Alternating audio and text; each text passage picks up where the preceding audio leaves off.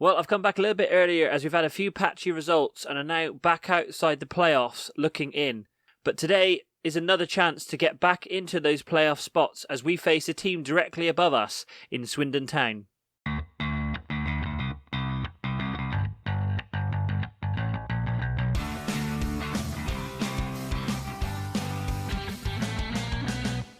Hey guys, and welcome to episode 39 of One Team, One Dream, Into the Woods. My name is James, and on today's episode, we have that Swindon Town fixture as we head to the county ground. Every one of these games at the moment is feeling like a cup final as we try and get back into the playoffs, where we're going to need to get if we're going to hit our board targets for this season. And then following that, we go on a second away game, this time against Barrow. Now, maybe I was being a little bit harsh in the intro. I said we had a few patchy results. However, we haven't actually lost since the last episode. We played Leighton Orient and extra in the last episode and obviously finished off with that loss away to Orient. However, we followed that up with a televised penalty win in the league trophy against Crystal Palace youngsters, and then had 3 games in the league, a home win against Wrexham, and then 2 perfectly reasonable draws, one against Colchester and one against Yeovil. Now, the reason I say they are reasonable is because those are 2 teams around where we are. Colchester have now actually dropped below us since we faced them in that game. They were in fact in the playoffs when we played them at that time, so they've obviously had a little bit of a drop off. But Yeovil are in 4th place and on only goal difference behind Shrewsbury in the automatic promotion spot, so they are definitely a team on a vein of form. So a draw, even if it was at home, is still a good one against them. Other than that, we are still in the transfer window for another 24 hours or so. As you can see, on the 31st, the transfer window closes at 11 o'clock. We haven't made any other transfers other than the Alabiosu loan deal in the last episode. But trust me, I have been trying. We've got our scouts here, there, and everywhere trying to find options for the positions that we need to upgrade in, mainly goalkeeper and right back. But I am also looking at centre back now as well. And the reason for that, if we go into squad view, there's been a little bit of murmurings around Ben Tricker. A couple of members of staff saying that he's not been performing as good as he should have been. I did in fact have an individual talk with him saying he needs to start playing better if he wants to be in the first team. But his form has been poor. 6.46 average rating for the last 5 games. And actually, even for this entire season, with 29 games, the only thing he's done is pick up 6 yellow cards and a 6.94 average rating. His only standout performances have been in the Cups, both Carabao and the league trophy. And the only reason he will still be in the side today is because we don't really have anybody other than Tizard behind him. I would try Grant Thomas in there, and Grant Thomas is 6 foot, but I think he is an option better suited as a fullback. But let's get into the match where Tricker has an opportunity to try and prove that he is still worthy to be in the starting 11. Unfortunately, tiredness is rearing its ugly head again. We have a back four that consists of 3 players who are struggling for fitness. Kirk, Tricker and Devine all need a rest at the moment, are not fully fit. Taylor Crossdale also isn't fully fit for this game, but I want my best players on the field to face Swindon Town, as this is a massive opportunity to try and get one over on them and hopefully leapfrog over them into the playoff picture. So even if these players can't see out the whole match, this is the starting 11 for today's game. We have Huddart in goal, a back four of Devine, Tricker, Kirk and Alabiosu. Adeniran? Right. Do you know what, Dennis? You are going to be... There we go. You are now Andy. So we have Andy in defensive midfield. Adebayi and Mundle are the midfield 2. Lewis is the attacking midfielder. And then Fagan and Taylor Crossdale up front. Kind of wish I'd given him a nickname a while back, because it would save me having to struggle with his name every single game. I think pump the fists. Let's give the fans something to cheer today. Well, that was dull as dishwater for a first half. 3 shots in total between the 2 teams. We're the only team that have had a shot on target so far, and not much else has happened in that first half. Well, I think tentative is about all we can call that. I mean, the assistant says that we're not doing too badly at all. I'm going to point the finger and say I'm not happy with their performance. A game like this, where it could swing either way, we need to be taking these kind of games by the scruff of the neck, and we do have a highlight almost straight away. Tricker with the free kick, trying to find Fagan. Ball comes out wide though to Devine. He's in a little bit of space. Can he go past his man? Yes, he can. Puts a cross into Adebayi. Adebayi trying to find Devine. Why he will decide to go back to Devine, I don't know. And Swindon are now going to counter-attack with Bar Jonas with the ball. Ball to it forward to Clough, who's out on the far side. Back to Francis this time instead of Bar Jones. On the edge of the penalty area, shot is taken. Luckily, the shot goes wide of the post. We're not punished for Adebayo's poor pass in their half of the field. Right, coming up to 58 minutes. We're going to have to make some substitutions. We need to do something. This feels like two teams who are very tired. Let's put Robson in the Mezzala role. And in fact, let's push him forward a little bit further as well. Let's take off Crossdale, who is tired, and bring on Yeats.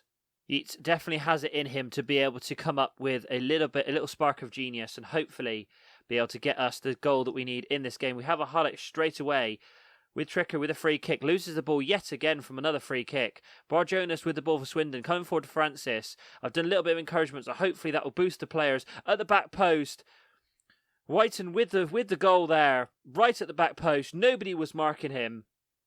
The encouragement at this point means absolutely nothing because we are behind. First real opportunity in this game and it falls to Swindon Town. Francis was not being closed down quickly enough, given all the space in the world. Whipped to the back post. Who was that at the back post? We have Alabiosu and Kirk over here. Alabiosu should have been over here. He should have been the guy marking Whiten at the back post. He's the one that's got the goal. Swindon, I think, have got what is probably going to be the only goal in this game. We're going to have to go attacking now. Can't do another shout, but Devine has a throw-in, loses the ball. Goes as far as Tricker. Tricker brings the ball forward again, to Devine again, to Andy, to Adebayo, to Lewis, to Fagan, to Yeats. Some really nice passing, but can we create something? And from range, Yeats, I said he would. I said Yeats had it in him for a little spark of genius. And on the edge of the penalty area, he had no right to shoot from there. But he manages to draw us level. Nice little passing play. Yeats to Andy, to Robson, back to Yeats. All he needed was that little inch of space and smashes it into the top corner. Can we turn this game around now? Let's look to make our final substitution. Alabiosu is having a poor game, but he is... Unfortunately, I don't have another right back on the bench for him. Andy, though, is also struggling, so let's bring on McDonald for him. McDonald isn't going to be able to do much going forward, but hopefully he can shore us up at the back. Can we do another shout? Let's encourage again, but Swindon have a free kick on 79 minutes. Ingham with the ball there, but Robson tries to get in the tackle. Fairly poor tackle, though. Barkley with the ball. Devine with a big clearance. Yeats is through. Can Yeats get his second? Can he do it? Turn it around by himself? No, he can't. He does. The goalkeeper spills the ball into the path of Yeats for his 16th goal of the season. And Yeats has come on and single-handedly turned this game around. Devine with the ball forward. Whether it was intentional or not, it doesn't matter. Yeats found space. George with the save. Spills it though. Yeats was quickest to react. And he puts us ahead to make it Boreham Wood 2, Swindon Town 1. And that is all the action. What a performance from Yeats. Talk about a super sub. He turned that game on its head and dragged us to a victory. Even with the goal from Swindon, it was very much a nothing game up until that point, and Yeats sparked something in the latter stages of that half. I'm going to put hands on hips. Well done, boys. I'm going to say well done to them. I'm going to say impressed with the work up front to the strikers. Fagan doesn't necessarily deserve it, nor does Taylor Crossdale. But we all know that well done is going to Yeats. What a performance from him. And it pushes us into 6th position. Colchester, Cambridge and Rochdale, in fact, all 4 teams below us have a game in hand at least. Rochdale have 2. So this is likely to be a false position for us. But I'd rather be in the position and have to be working to stay there than be outside trying to drag ourselves back into the playoff picture. Our second deal of the transfer window is now across the line. We have Jordan Rossiter, who is a 26-year-old English midfielder who has been knocking around in League 2 and League 1 for the last 4 or 5 years. From Fleetwood, we have paid £37,000 for him, which, in hindsight, maybe we probably could have got this guy on a free when he came to the end of his contract. But I wanted to try and bring in a player who had a little bit more experience in central midfield. We do have a lot of youngsters in there. He's only come in on a 2-year contract, and he's also come in valued at £210,000. So worst case scenario is we just try and sell him on for what we bought him for. But hopefully he'll bring some much needed experience into that central and defensive midfield roles. Right, it is game day and the transfer window deadline has passed. We didn't bring anybody else in other than Alabiosu and Rossiter.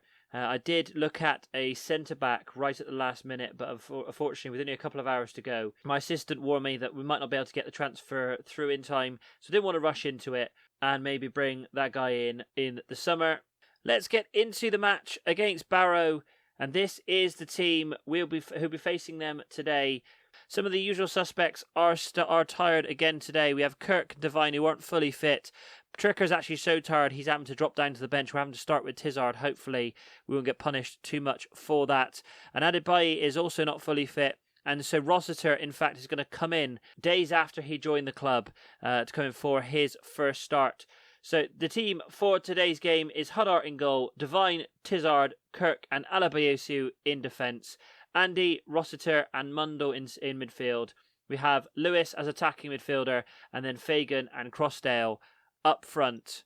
I am keeping it to Fagan and Taylor Crossdale up front for the time being.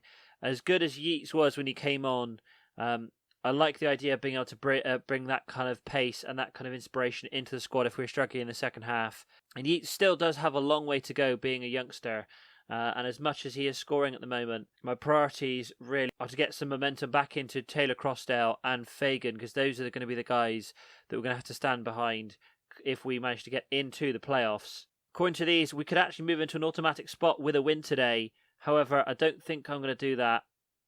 I'm going to pump the fists.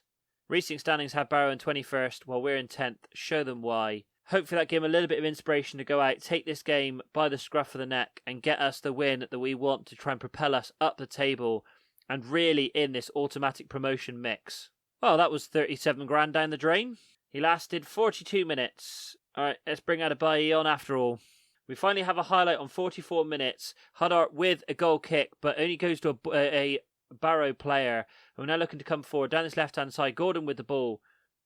Goes past Alabioso into the centre. Russ hits the crossbar. Barrow strike first. Luckily, it hits the woodwork rather than it being a goal. And they now come into half-time. We are struggling to gain any momentum so far in this game. I haven't done it, had to do it for a while, but I'm going to thrash my arms. I am far from pleased from what I've seen from this team. Right, on 55 minutes, I'm going to make an early substitution in this second half. I'm going to bring on Hancock. Devine really is struggling. Fagan is also having a poor game. I'm going to make the final substitution now. In fact, I'm going to bring Yeats on. Hopefully, he can find that little bit of inspiration that he found in the last game against Swindon and get us, the single goal that is going to be needed in this game to try and win this match.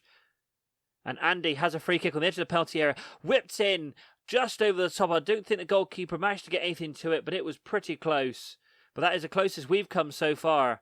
And on 73 minutes, let's go attacking. I don't know if pushing is going to be the best thing to do, but I think we need a goal. If we can get a goal in this game, it is definitely going to be a massive boost as we are jumping up and down all over the place in this league table at the moment, showing that teams are really struggling to try and get points. We're going to see out a bore draw, 0-0. No one played well in that game at all.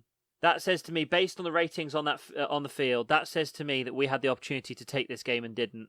No excuses for that. We are so up and down at the moment. I just don't understand it.